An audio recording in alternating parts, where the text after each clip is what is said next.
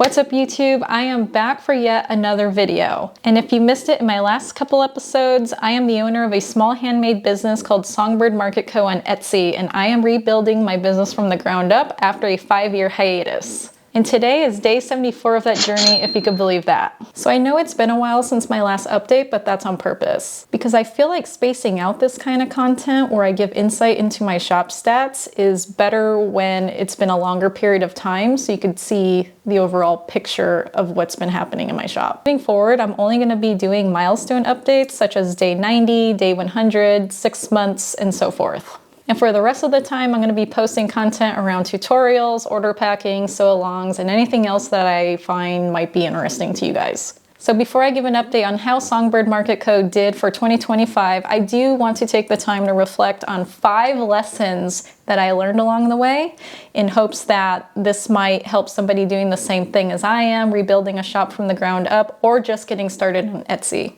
Starting with lesson number 1, be patient with the Etsy algorithm. And that is because I had a really hard time with this when I was just getting started. For example, I would list a product, I would sit around for the first hour, super excited, oh my gosh, someone's gonna buy this, just wait and see, only to be disappointed when nobody bought that item within the first hour.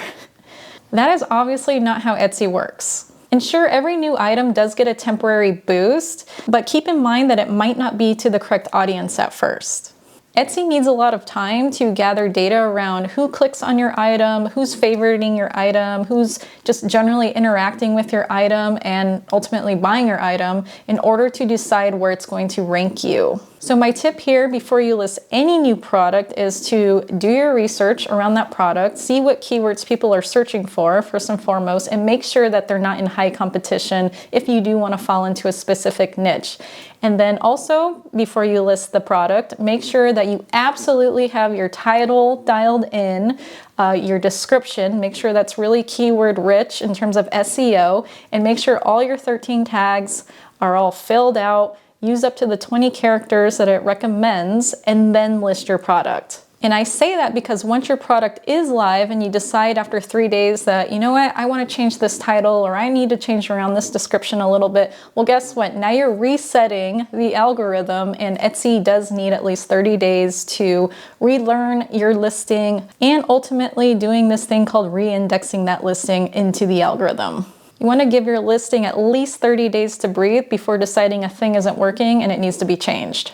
Etsy is not TikTok. Things don't happen instantly, unfortunately. Now, lesson number 2, your branding and how that might resonate with future buyers. So I'm starting to realize that the people who shop on Etsy don't just come for a handmade product, they come for an aesthetic or a feeling, whether it be eco-friendly, luxury, or even whimsical. So as you could see from my own shop, I do have a bit of an identity crisis. And honestly, I'm not even sure how I went off the rails here. You could see that my photos are no longer consistent. I have way too many different items. It's just giving garage sale or Cheesecake Factory menu vibes. If you know, you know. I mean, you never want to sit at a restaurant that has over 100 items on the menu. It can't possibly be good, right? And the lesson to be learned here is when you design for everyone, you resonate with no one. And that is why I'm doing a huge relaunch on January 10th, which is just a few days away, for not only my Valentine's collection, but I'm gonna be using a more cohesive color palette on my Etsy site, and I'm also gonna be updating all my photography styles and things like that. I really want my Etsy shop to speak to who I want my ideal target audience to be. And you should be doing the same, so stay tuned on that.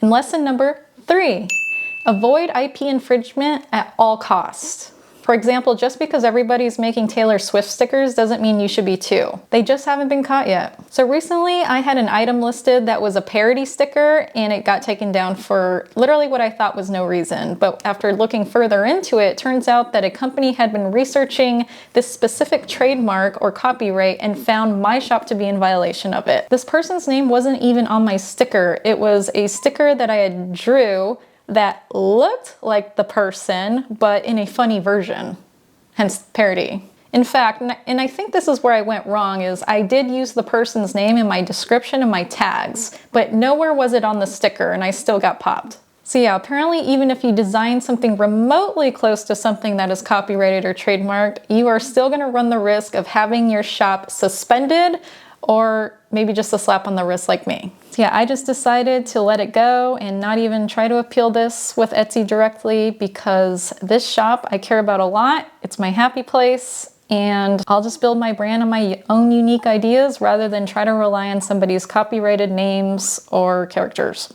Lesson number 4, don't rely on Etsy for 100% of your traffic. Use social media. So what's that saying? Don't keep all your eggs in one basket, the Etsy search basket that is. Because if one day, if the algorithm decides to shift, then your sales die. So about 2 weeks ago, I registered for a business Instagram and Pinterest page. And I must say, I think I have a lot of work ahead of me here. I didn't even know people still use Pinterest outside of baking chicken recipes and deciding what color to paint their room. But here we are.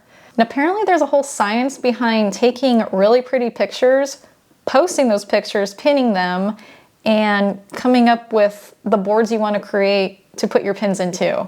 It's really weird. Now, I'll be honest, I'm still learning the Pinterest world. It's still very new to me. But what I do know is when you pin something on Pinterest, it does tend to have a very long shelf life, which means years of traffic being driven to your shop. And then on the other hand, you have Instagram, which is great for building community and human connection. But yes, my overall goal is to leverage Pinterest and Instagram to drive more traffic to my Etsy shop and not relying on Etsy for the future. But it's going to be a long road ahead. And finally, lesson number 5.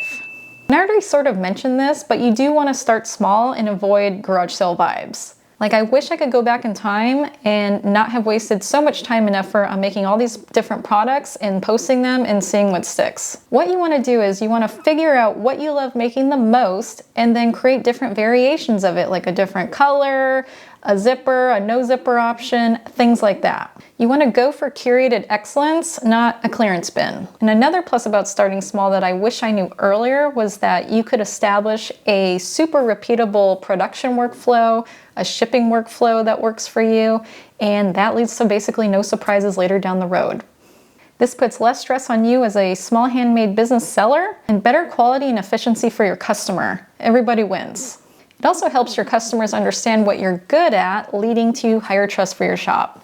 Now for the moment that you guys have all been waiting for, how did Songbird Market Co. do in 2025? And remember, this is only day 74 as of this recording. We're in January, so it hasn't even been a full year. I started this shop in October of 2025. So as you can see, in 2025, I have 38 active listings, 2,147 total views, 1,121 total visits, and 9 orders. Now, most of those orders being in the month of December, capturing Christmas shoppers, which is really exciting. Etsy tends to pop off during the holiday season, so next year I'll definitely get more ahead of that and have more holiday-based items. But I also gained something else that's really exciting. I also gained 4 new 5-star reviews, which helps out my shop a lot because I was in Etsy review jail for a while. So now all of my 81 5-star reviews are finally visible on all my listings. And I don't know if you guys remember that fiasco, but there was a point in time where Etsy was treating my shop as a brand new shop and wasn't showing my 5-star rating across all my listings. And that is all for today. I hope you find these 5 lessons useful for you in your own journeys. And if you like content like this, or if you enjoy things like tutorials, order packing content, things like that, go ahead and hit the like or subscribe button down below, and I will see you in the next video.